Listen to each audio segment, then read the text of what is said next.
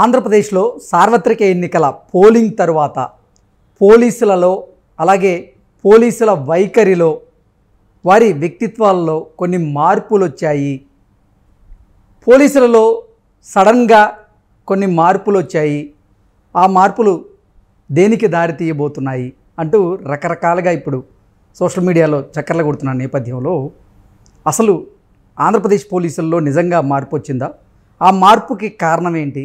ఆ మార్పులు దేనికి దారి తీయబోతున్నాయి అనే అంశానికి సంబంధించి మనతో మాట్లాడేందుకు ప్రముఖ రాజకీయ విశ్లేషకులు కృష్ణకుమారి గారు మనతో ఉన్నారు. మేడంతో మాట్లాడదాం. మేడం నమస్తే. మేడం, ఆంధ్రప్రదేశ్లో సార్వత్రిక ఎన్నికలకి పోలింగ్ జరిగిన తర్వాత పోలీసులలో సడన్గా కొన్ని చేంజెస్ వచ్చాయని, వారి వ్యవహార శైలి వైఖరి మారింది అంటూ రకరకాలుగా కొన్ని వార్తలు అయితే ఇప్పుడు సోషల్ మీడియాలో చక్కర్లు కొడుతూ ఉన్నాయి. ఏంటి మేడం, నిజంగా పోలింగ్ తర్వాత ఆంధ్రప్రదేశ్ పోలీసుల్లో మార్పులు వచ్చాయా? ఒకవేళ మార్పులు కనుక వస్తే ఎటువంటి మార్పులు వచ్చాయి? అవి ఎక్కడి వరకు దారితీసే అవకాశం ఉందంటే ఏం చెప్తారు? ఇప్పుడు పోలీసుల్లో పోలింగ్ తర్వాత కాదు, పోలింగ్కి ముందే వాళ్ళకి అర్థం అవుతుంది. ఓకే, వాళ్ళకి ప్రజల నాడి తెలుస్తుంది. ఎందుకంటే వాళ్ళు గమనిస్తూ ఉంటారు. వాళ్ళకి ఈ ఇంటెలిజెన్స్ కూడా వాళ్ళు పోలీస్ డిపార్ట్మెంట్లో అంతర్భాగమే కదా ఇంటెలిజెన్స్ కూడా. అయితే ఇంటెలిజెన్స్ నుంచి వాళ్ళకి అంటే నిఘా వర్గాల ద్వారా కొంత ఇన్ఫర్మేషన్ వాళ్ళకి ఫస్ట్ తెలుస్తుంది. అయితే వాళ్ళు ప్రభుత్వాలకి సంగతి చెప్తారా చెప్పరా అంటే భయం వేయొచ్చు కదా, వాళ్ళకి చెప్పకుండా ఉండే అవకాశం కూడా ఉంది. ఏది ఏమైనప్పటికీ కూడా ఇక్కడ తెలంగాణ ఎలక్షన్స్ను కూడా మనం గమనిస్తే చివర్లో టీఆర్ఎస్ వాళ్ళ దగ్గర నుంచి కూడా పోలీసులు డబ్బులు పట్టుకున్నారు. అది ఒక ఇండికేషన్, అంటే ప్రభుత్వం మారబోతుంది అని మనకు అర్థమయ్యే ఇండికేషను. మాట వినలా పోలీసులు కొన్ని చోట్ల. ఏ పోలీసులు వినరు అంటే ఇట్లాంటప్పుడు ఇలాంటి ఒక రకమైన సూచికలు కనిపించినప్పుడు, ఒక రకమైన ఇన్ఫర్మేషన్ ప్రజల దగ్గర నుంచి ప్రజల నాడి వీళ్ళకి అర్థమవుతున్న కొద్దీ వీళ్ళు అంతకుముందు అధికార పార్టీ కొమ్ముగాసిన పోలీసులు మామూలు పోలీసుల్ని చాలా ఇబ్బంది పెడతారు. అంటే ఆర్డర్లీ వ్యవస్థ అవునన్నా కాదన్నా ఆ విషయంలో ఎంత చెప్పినా పోలీస్ వ్యవస్థలో ఆర్డర్లీ వ్యవస్థ ఉంది. పైవాడు కుక్కిని పేరులాగా కిందవాడు పైవాడి మాట వినవలసిందే, ఆ పైవాడు పైవాడి మాట వినాల్సిందే. ఇదే ఆర్డర్లీ వ్యవస్థ. అంటే నీకు కరెక్ట్గా తెలుస్తుంది ఇది కరెక్ట్ కాదు అని, కానీ పైన బాస్ చెప్పాడంటే బాస్ ఈజ్ ఆల్వేస్ రైట్ అనేది. ఇప్పుడు బాస్ ఈజ్ ఆల్వేస్ రైట్ అనేది కొంతవరకు పర్వాలా, కానీ గవర్నమెంట్ రాంగ్గా ఉన్నప్పుడు కూడా దాన్ని రైట్గా ప్రొజెక్ట్ చేసే బాస్ దగ్గర నుంచి వచ్చే సంకేతాలు కిందవాడికి చాలా కష్టాన్ని కలిగిస్తాయి. ఇప్పుడు అక్కడ దాకా ఎందుకండి, వాడి సెలవుల విషయం కావచ్చు. అసలు కొంతమంది కానిస్టేబుల్స్ మేము ఉద్యమాల్లో పాల్గొనేటప్పుడు మాకు చుట్టూ కాపలా గాయడానికి వస్తారు కదా కానిస్టేబుల్స్, వాళ్ళు పాపం మనసులో మాటలు చెప్పుకుంటూ ఉంటారు. మేము మార్నింగ్ నుంచి ఈవినింగ్ దాకా ధర్నాల్లోనూ నిరాహార దీక్షల్లోనూ నిరసనలోనూ కూర్చుంటాం కదా, వచ్చినప్పుడు చెప్పుకుంటూ ఉంటారు. పాపం అండి, ఎంత బాధ అనిపిస్తుందంటే అసలు వీడు ఏమనుకుని పోలీసు ఉద్యోగంలోకి వచ్చాడు, ఏమవుతున్నాడు, ఎంత నిరాశ, ఎంత బాధ. ఒక్కొక్కళ్ళు 25 రోజులైందంటండి సెలవు పెట్టి. 20 రోజుల పాటు ఆదివారాలు కూడా లేకుండా వాళ్ళు పనిచేస్తున్నారు అంటే వీళ్ళకి వచ్చే చిన్న చిన్న ఆదాయాలతోటి వీళ్ళు సిటీల్లో బతకలేరేమో కుటుంబాలతోటని కొంచెం దగ్గరలో ఒక 40-50 కిలోమీటర్ల డిస్టెన్స్లో ఫ్యామిలీసు, అంటే ఊర్లలో అయితే ఇల్లు ఉంటుంది కాబట్టి అక్కడి నుంచి వీళ్ళు వచ్చి ఇక్కడ ఉద్యోగాలు చేసుకునే వాళ్ళు సిటీలో, వీళ్ళు 50 కిలోమీటర్లు వెళ్ళడానికి కూడా వాళ్ళకి పర్మిషన్ లేదు కింద వాళ్ళకి. వాళ్ళ బాధలు చెప్పుకుంటుంటే నిజంగా పాపం పోలీసుని చాలా నిర్దయులుగా చూస్తాం కదా మనం, చాలా కర్కశంగా వ్యవహరిస్తారు కదా. అంటే పై వాళ్ళ ఆదేశాల మేరకేననుకోండి, అది వేరే విషయము. కానీ ఒక క్షణం అనిపించింది, అరే వీళ్ళు ఇంత స్వేచ్ఛ లేకుండా ఉన్నారా అని అనిపించేటట్లున్నారు.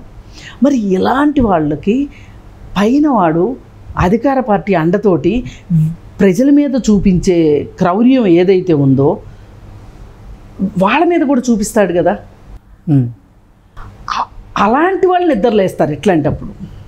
ఓకే, అలాంటి వాళ్ళు వాడికి మాట వినటం మానేస్తారు. పైవాడికి వీడెంత చిన్నవాడన్నా అవనివ్వండి, నీ షోకి ఎన్ని రోజులు రా, ఇంకెన్ని రోజులు రా అని వీళ్ళు లెక్క పెట్టుకుంటూ ఉంటారు. అలాంటప్పుడు మాట వినరు.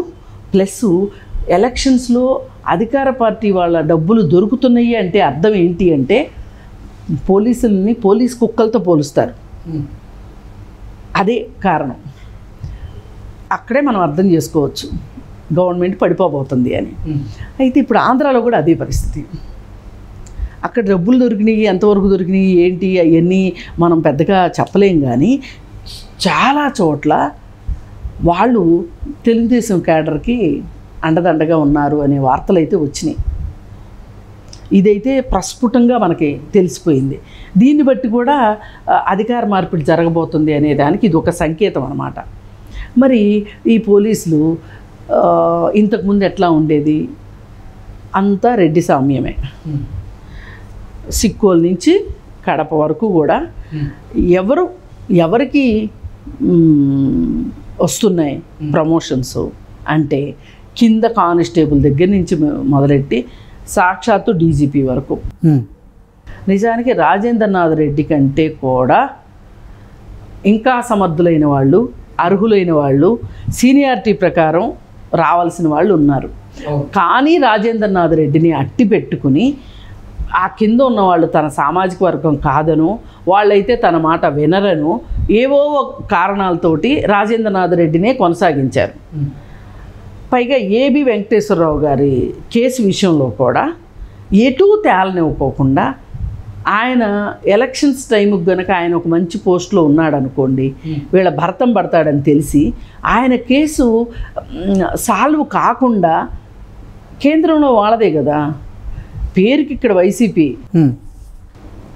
మోడీ వైసీపీ ఇద్దరు కాయిన్కి రెండు వైపులే కదా. కాకపోతే ఆయన దేశం అంతా పాలిస్తాడు, ఈయన రాష్ట్రం వరకే పరిపాలిస్తాడు.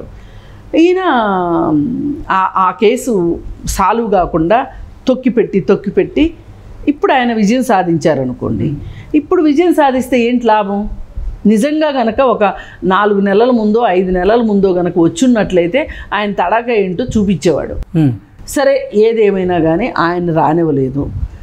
ఇప్పుడు ఈ రాజేంద్రనాథ్ రెడ్డిని కూడా ఆఖరి నిమిషంలో ఇక తప్పక ఏమీ చేయకపోతే మరీ చెడ్డ పేరు వస్తుంది అనే ఒక ఉద్దేశంతో రాజేంద్రనాథ్ రెడ్డిని మార్చారు. కానీ అసలు రాజేంద్రనాథ్ రెడ్డిని ముందే మారిస్తే కనుక ఏబి వెంకటేశ్వర గారి కేసు కనుక సాల్వ్ అయ్యి ఉంటే ఆయన డీజీపీ అవ్వాలి. ఆయన డీజీపీ అయితే ఏమవుద్దో వాళ్ళకి బాగా తెలుసు కాబట్టి ఆయన అవనివ్వలేదు.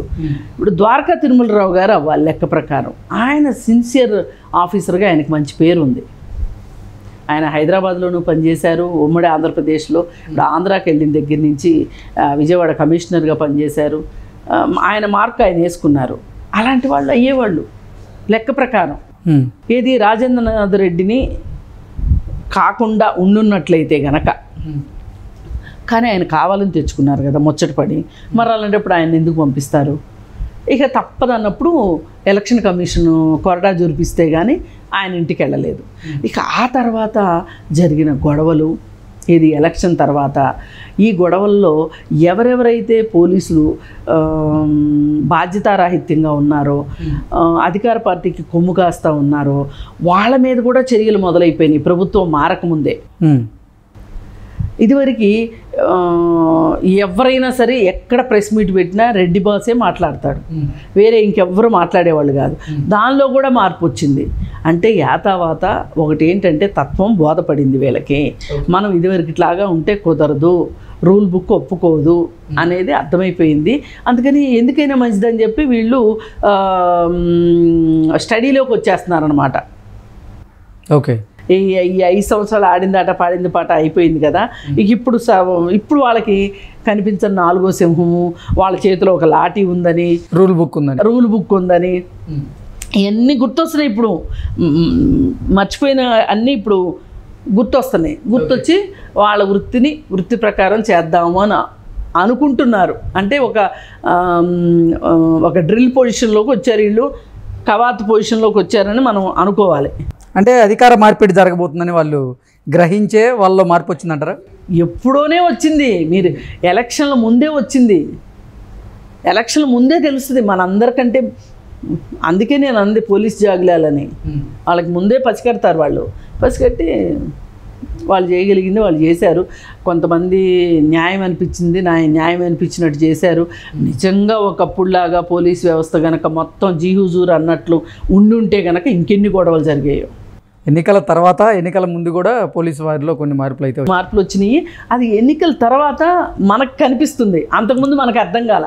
ఎన్నికల తర్వాత వాళ్ళు తీసుకుంటున్న చర్యలు ఏవైతే ఉన్నాయో ఆ చర్యల వల్ల మనకి ఇప్పుడు అర్థమవుతుంది.